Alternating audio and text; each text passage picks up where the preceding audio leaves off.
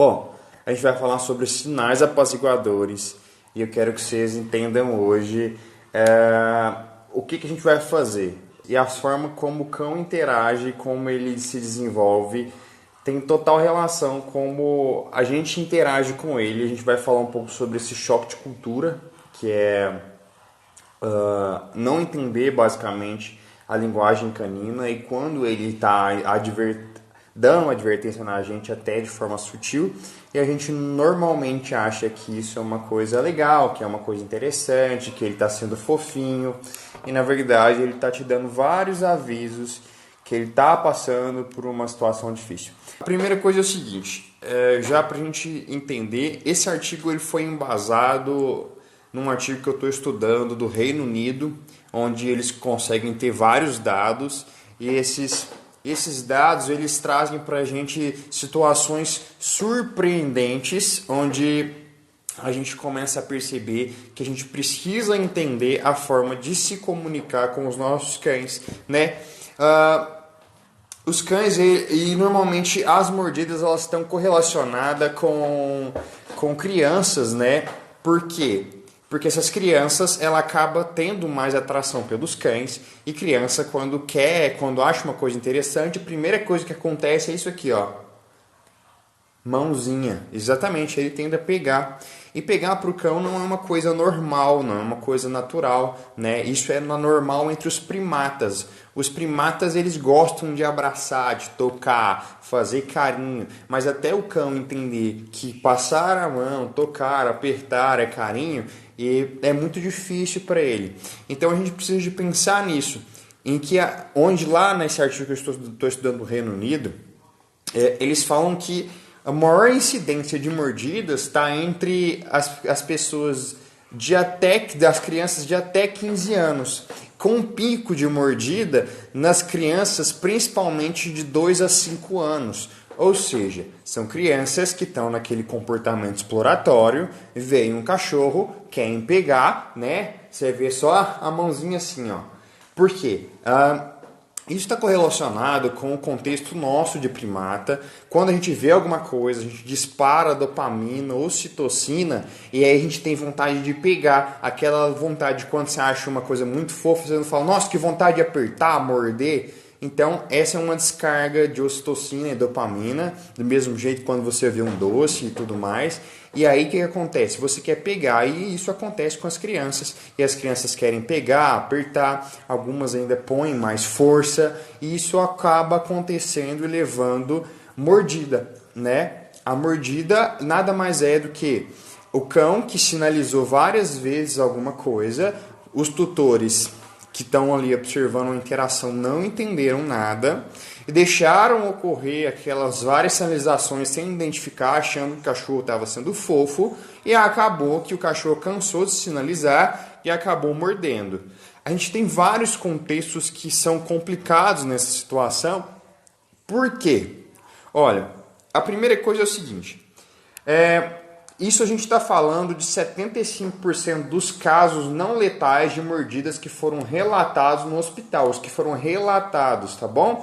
Porque a gente sabe que nem toda mordida que a gente toma, a gente relata. Então, naquele artigo, eles suspeitam que isso seja 3 vezes maior, né? Então, eu fico pensando, se lá é assim, o pessoal já tem várias implementações em relação ao comportamento animal e treinamento dos cães, eu imagino aqui no Brasil, a gente deve ter uma incidência alta de mordida, eu atendo até bastante casos de mordida de agressividade, e a gente precisa pensar nisso, tá? E aí o que acontece? As principais locais de mordida são rosto, tronco, dedos.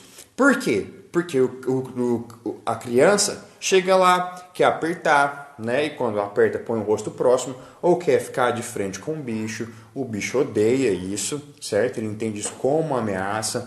Normalmente algumas riem, mostrar o dente para o cão é uma forma de ameaça, tá? A gente ri quando está feliz. Os cães mostram os dentes, os cães riem quando eles estão sinalizando que vai dar errado, que ele vai morder, que é o famoso rosnar, tá?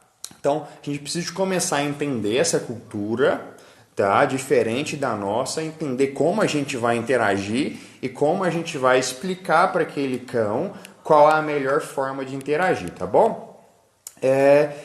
E aí, como eu disse, normalmente essas mordidas elas estão ligadas a situações em aproximadamente 75% desses casos, como eu disse para vocês, são de cães domésticos de dentro de casa que os tutores não souberam correlacionar a interação e entender que aquele cão estava sinalizando, que ele estava achando que aquilo era uma ameaça e a criança acabou sendo mordida por não entender o que estava sendo sinalizado pelos cães e os tutores também não sabiam avaliar, certo? Essa forma de interagir, ela é complexa porque são dois indivíduos completamente diferentes, né? Os canídeos eles têm uma forma singular de se comunicar e a gente tem outra forma completamente diferente de se comunicar. E o mais engraçado é que o cão entende a nossa forma de se comunicar, mas a gente não nos esforça para entender a forma que ele tem de se comunicar. E aí isso acaba tendo um choque de cultura. E esse choque de cultura vai levar a um desentendimento de linguagem e o cão literalmente vai acabar por entender que ele está sofrendo ameaças e vai acabar mordendo. Então eu quero falar para você o seguinte: durante o processo eu quero comentar com vocês os sinais que os cães dão quando eles estão sinalizando que eles vão morder. A primeira coisa está em bocejar, lamber o nariz e piscar. Então o cão ele faz já. Ele faz basicamente isso, tá? Sempre quando o cão dá o primeiro sinal apaziguador, a gente tem que esquivar, né? O cão ele não morde de uma vez. Então esse é o primeiro sinal apaziguador, tá? Bocejar, lamber o nariz e piscar, ok? O segundo sinal apaziguador é na hora que o cão ele já bocejou, lambeu o nariz, piscou, ele faz assim, ó. Ele olha para o lado, ele esquiva o olhar, ele faz assim. Feito tudo isso, não deu certo, ele sai de perto. Feito isso, saiu de perto, você continua insistindo, ele sai mais para trás, senta, põe a orelha para trás e fica te olhando.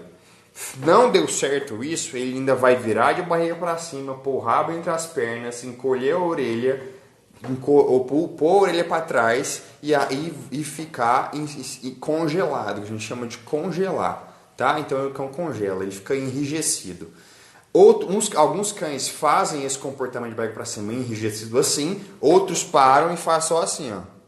Olha para você assim, congelado, tá? Ele congela e fica te acompanhando só com o olho. Esse é um sinal de cão que vai te morder. E aí esse comportamento ele varia nesses dois contextos. Ou ele vira de barriga para cima e congela, ou ele para, ou deita, rasteja assim, ó. Ele deita com o externo no chão, o rabo enfiado entre as pernas, ele deita e te olha assim, ó.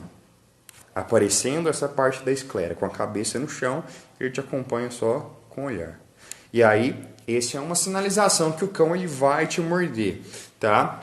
Logo em seguida, que eu falei, ele pode enrijecer, ficar enrijecido, te encarando, tanto em pé quanto deitado. E aí ele está te avisando que ele vai te morder. Ele sai para lá, deita, enrijece e acompanha você só com o olhar assim, ó. Você vai para lá, para cá, e ele te acompanha com o olhar, mostrando a esclera do olho, essa parte branca, tá? Esse é um bom sinal de que ele vai te morder. Bom, até aí ele te deu 8 sinalizações que ele vai te morder e a gente não percebe isso, tá? Aí o cão ele rosna. Aí quando ele rosna, a gente tende a sair. Ou pior, né? Alguns tutores quando o cão rosna, ele confronta e tenta bater no cachorro porque ele acha um absurdo o cachorro tá rosnando, certo? Aí a gente entra num contexto muito delicado. O que acontece com esse cão? Ele aprende duas coisas. Primeiro, que não dá para duelar com quem é mais forte que ele. E segundo, que o que ele estava pensando que estava certo, que tipo assim, que ele ia perder aquele recurso é importante, ele precisava de defender. Quando você foi lá, brigou com ele, tomou o recurso, ele falou, realmente estava certo, eu deveria ter brigado por ele. Tá? Então a gente ensina para o cão contexto de competição. Qual é o problema disso? Quando o cão estiver com você, tudo bem, ele não vai querer brigar com você porque você é mais forte, vamos dizer assim. Mas na hora que for uma criança, ele vai morder, porque ele entende que ele está apto para aquela disputa. Então, a gente deve respeitar os sinais apaziguadores e ensinar para aquele cão que no primeiro sinal apaziguador que ele dá, tudo para.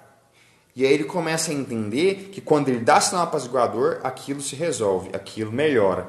Mas não é quando o cão rosna ou quando o cão morde o ar. É quando o cão faz só isso aqui, ó.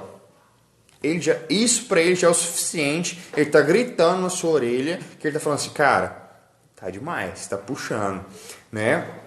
Então a gente precisa de entender esses contextos e saber sobre os sinais apaziguadores, tá? Então a gente já só daí do ficar enrijecido e encarando, só de ficar enrijecido e te encarando, ele já está te avisando há muito tempo que ele vai te morder. E a gente acha bonitinho, tá? Então a gente precisa prestar atenção nisso. Depois que o cão rosnou, ele vai fazer o que a gente chama de snap, que é morder o ar, fazer rau, e rosnar é morder o ar esquivando para trás, certo? Se a gente continua, ele vai morder.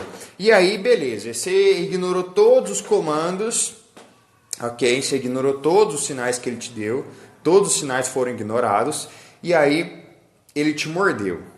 Quando ele te mordeu, ele percebeu que quando ele te morde, ele controla o ambiente. Aquilo que estava gerando desconforto parou de acontecer.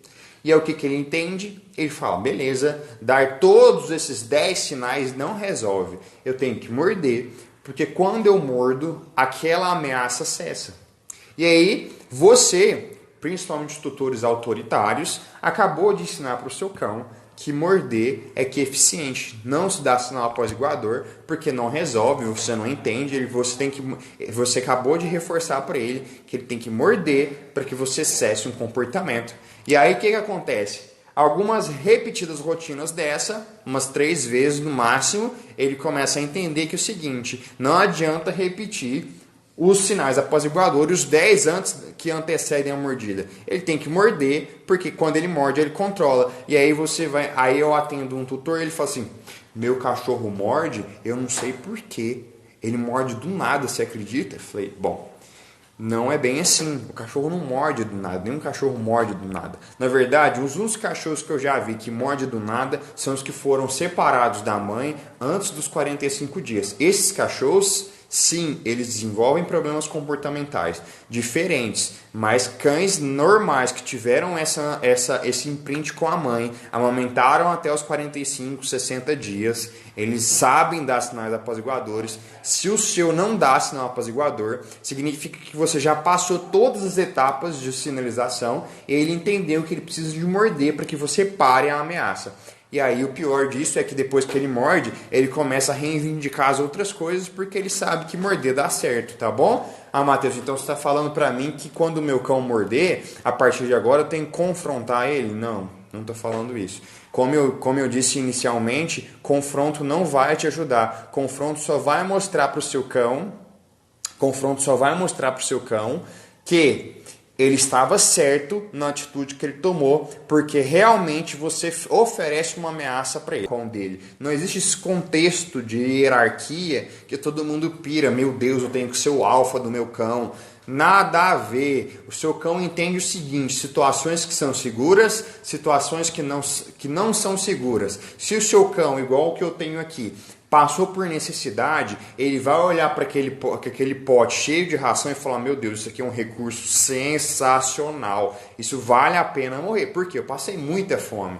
Então aquilo é um recurso muito valioso, que a gente chama de potencial de retenção de recurso, tá? Esse potencial de retenção de recurso vai fazer com que o cão ache importante ter aquilo perto dele ou não. E aí basta ele entender se você é rival dele ou não. No início ele não sabe, a gente precisa de ensinar isso para ele. Qual é a melhor forma de ensinar isso para ele? Motivando o cão, chamando ele para brincar, carinho, atenção, nunca tentando encostar no brinquedo inicialmente. Depois eu vou ensinar a trocar. Por enquanto eu quero um relacionamento sólido. Então, obedecer os sinais apaziguadores é extremamente importante. Matheus, quando você para com o cão e ajuda ele a entender que você não é uma ameaça, quando o meu cão boceja e lambe o nariz. Quando eu não percebo que ele bocejou e lambeu o nariz, ele faz isso aqui, esquiva o olhar, aí eu paro e começo a mostrar para ele que ele não oferece uma ameaça, que eu não quero tomar aquilo dele e, na verdade, eu quero oferecer coisas melhores. O que o cão entende? Que o relacionamento é saudável e que ele pode, numa boa, ficar tranquilo ali. E aí, depois, Matheus, ele vai trocar quando você pedir? Ele, lógico que ele vai. Porque a gente vai trabalhar com ele, na cabeça dele, de que quando ele troca, vem uma coisa muito melhor. E a gente vai fazer isso tantas vezes, que às vezes eu posso até frustrar essa expectativa, que depois tanto faz. Ele sabe que ele vai ganhar outro brinquedo e vai ser muito legal, e ele pode confiar em você. Mas até essa confiança não estar sólida, e ele não ter generalizado todo esse comportamento, você precisa ser muito claro com ele. E não é ensinando o cão a disputar. Porque quando ele aprende a disputar, ele começa a apagar. Ele começa a apagar todos esses sinais apaziguadores e para de demonstrar ele. E aí ele vai rosnar rapidamente e morder. Porque todos os outros sinais eles foram extinguidos comportamentalmente, porque eles não surtem efeito nenhum.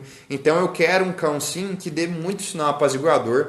Eu quero um cão que rapidamente, se gerou desconforto para ele, que ele me dê sinal apaziguador, para que eu controle aquela situação e deixe sempre na escala 1, na escala 2, onde o cão ele no máximo boceja e olha para o lado, para que eu não chegue no ponto dele ter que rosnar, morder no ar e te morder para ele ver que funciona e eu realmente reforçar a mordida. E aí é um cão que começa a morder porque ele sabe que controla. E aí ele morde do nada, chega a visita, ele morde. Você está sentado, ele morde. Você mexe o pé, ele morde. Tudo ele morde. Porque ele sabe que controla a situação. E aí ele começa a morder o tempo todo, tá bom? Então, um sinal apaziguador que o cão faz muito é sentar e fazer assim, capato, ó. Ele põe uma, depois põe outra, põe uma, depois põe outra. E aí a gente acha que ele está tentando se acomodar, mas ele está desconfortável. Cabo de guerra, a gente chama isso de tugging.